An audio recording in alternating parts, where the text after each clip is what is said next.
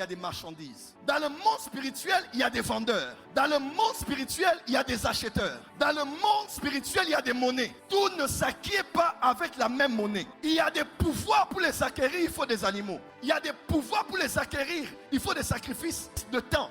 On te dit, va dans tel endroit, reste là pendant toute la nuit, va dans un cimetière. Il y a des pouvoirs pour les acquérir dans le monde spirituel. Il faut payer en termes de sang. Tout sang a de la valeur devant Dieu. Parce que l'âme qui vit dans le sang a la même valeur devant Dieu, peu importe l'âme de la personne soit-elle. Mais seulement, dans le monde spirituel, tous les sangs n'ont pas la même valeur. Il y a des dimensions qu'on acquiert parce qu'on a donné le sang de l'enfant de son cousin. Et le sang de l'enfant de son cousin est la monnaie qu'on paie pour avoir cette position. Mais elle ne t'amènera pas au sommet. Elle peut te faire avancer et te donner la proximité par rapport au lieu de tes ambitions. Après, pour aller plus loin, on peut te demander le sang de ta sœur. Et le sang de ta sœur, c'est toujours le même sang que le sang de l'enfant de ton cousin. Mais le sang de ta sœur est beaucoup plus puissant que le sang de l'enfant de ton cousin. Pourquoi? C'est en rapport avec la proximité que tu as avec la personne. Et deuxièmement, le niveau d'importance que la personne a dans ton cœur. Parce que là où est ton trésor, c'est là où, lorsque ta sœur meurt, tu vas à un certain niveau d'autorité.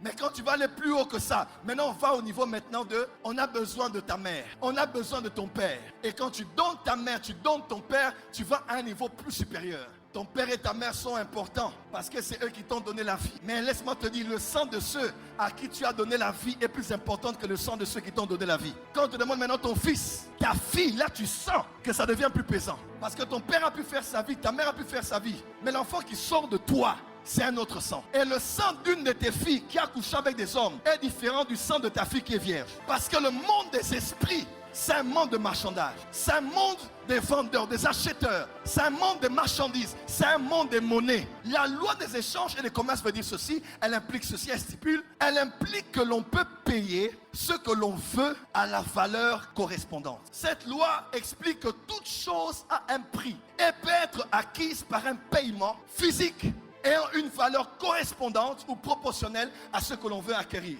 Dans la loi des commerces et des échanges, vous devez savoir ceci. Dans le monde spirituel, toute chose a une valeur, toute chose a un prix. Et même, les choses sur le plan physique ont une valeur physique, mais elles ont aussi une valeur spirituelle. Parce que je vous ai parlé de la loi de la bipolarité ou de la loi de l'équilibre. Ce qui est ici a un correspondant là-bas. Voilà pourquoi dans Genèse 28, quand Jacob se réveille, il dit, ici est la maison de Dieu. Il n'y avait aucune maison.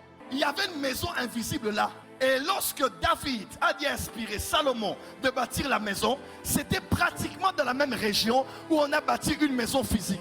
Avant que la maison physique n'existe, la correspondance spirituelle existait. Laisse-moi te dire, chacun a sa place sur cette terre en fonction de la quantité de prix qu'il est prêt à payer.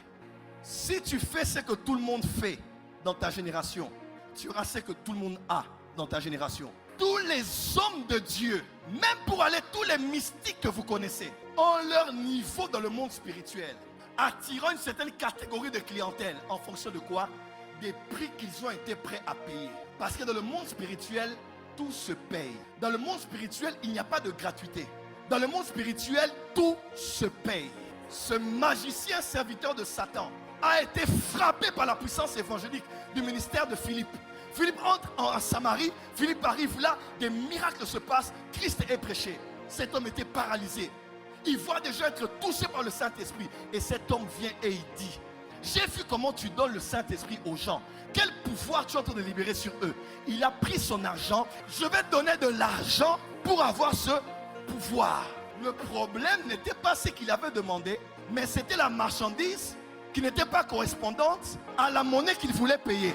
Mais ce magicien connaissait la technologie du monde invisible. Tout pouvoir s'acquiert par un prix que l'on peut payer même si c'est de l'argent. Les chrétiens pensent que tout ce qu'on acquiert c'est « Oh, daddy, donne-moi ton onction ».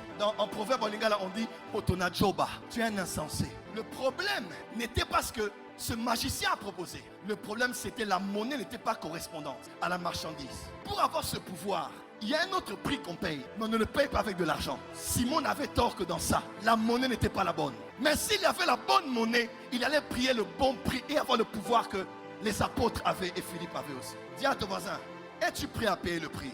Ah non, les chrétiens n'aiment pas ça, tout est grâce. Tout est grâce, alléluia. C'est faux. Vous allez à l'hôpital, vous allez voir des bibles sémeurs qui comportent les psaumes, mais aussi le Nouveau Testament. Vous prenez la Bible et vous vous dites, waouh, ces blancs sont tellement généreux qu'ils ont donné gratuitement. Laisse-moi te dire, ce que tu as eu gratuitement, il y a des millionnaires chrétiens, suisses, canadiens, américains qui ont payé pour que tu aies ça gratuitement. Même ce qui est gratuitement ne l'est jamais gratuitement parce qu'il y a toujours un prix qu'on a payé derrière le gratuitement. Dans la vie, il ne faut pas accepter ce qui est gratuit. Ce qui est venu facilement partira facilement. Ce qui est venu gratuitement partira gratuitement. Dans le monde spirituel, tout ce qu'on a, on a parce qu'on a payé un prix. Ephésiens chapitre 2. Nous sommes sauvés par la grâce de Dieu, virgule, au moyen de la foi en Jésus-Christ. En d'autres termes, la grâce est gratuite. Mais même celle qui est gratuite, on paye le prix de la foi. Afin que quiconque, l'amour de Dieu est gratuit. La grâce de Dieu est gratuite. Mais ce qu'on paye, ce n'est pas l'argent. Ce qu'on paye, ce ne sont pas les prières.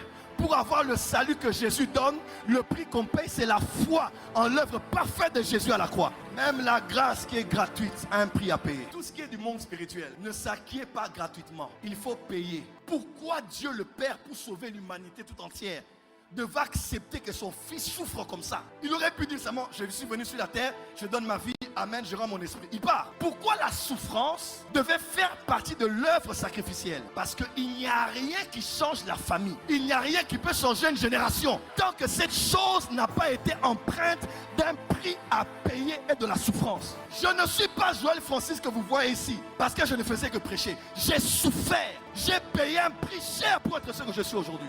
Et ce n'est pas en une minute que tu viens, Daddy, je veux ton onction, que je vais embouteiller, empaqueter mon onction et te le donner en une seconde. Tu blagues avec l'onction. C'est une chose d'être parfumé par mon parfum. Il en est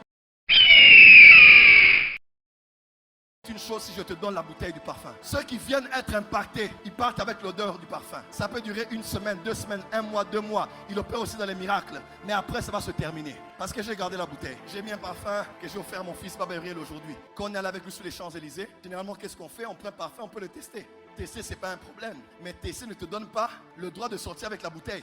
Le problème, ce n'est pas tester. Le problème, ce n'est pas si j'étais impacté, tu es tombé. Même si tu pars, tu fais ce que je fais. C'est bien. Gloire à Dieu. Tu fais ce que les hommes de Dieu font. C'est bien. Mais après quelques temps, ça va se terminer. Pour sortir avec la bouteille, il faut respecter le prix qu'il y a sur l'article. Vous allez voir quelqu'un, on lui dit, c'est 300 €. Il regarde, il a 10 €. Avoir la monnaie n'est pas un problème. Mais est-ce que tu as suffisamment qui correspond à la valeur de la bouteille que tu veux avoir? Si tu vois un féticheur qui te reçoit et te donne gratuitement ce que tu es venu chercher, soit c'est un faux féticheur, soit il a pris autre chose que toi tu n'as pas vu. Il n'y a aucun spiritualiste, mystique, homme spirituel qui peut donner à quelqu'un un service et dire je l'ai fait parce que je t'aime bien, je t'aide seulement. Non, s'il n'a pas pris ton argent, il a réduit les années de ta vie. S'il n'a pas pris ton argent, il a pris les tes enfants. Il n'a pas pris ton argent, il a pris ton ombre alors que tu es passé dans sa maison. Rien n'est gratuit sur la terre. Quand on dit à nous qu'à ces 40 jours, oh j'ai faim, j'ai mal, oui, des fois il faut avoir mal pour voir la gloire de Dieu. C'est au mont Morija que Abraham est allé offrir son fils. C'est au mont Morija que Salomon a prié et la gloire et le feu sont descendus. La montagne où descend la gloire de Dieu est la montagne où quelqu'un a payé un prix au préalable. Il n'y a pas de rose sans épines. Il n'y a pas de terre promise sans désert. Il n'y a pas de Pentecôte sans Pâques. Il n'y a pas de trône sans croix à Golgotha. Il n'y a pas de prix à gagner s'il n'y a pas un prix à payer.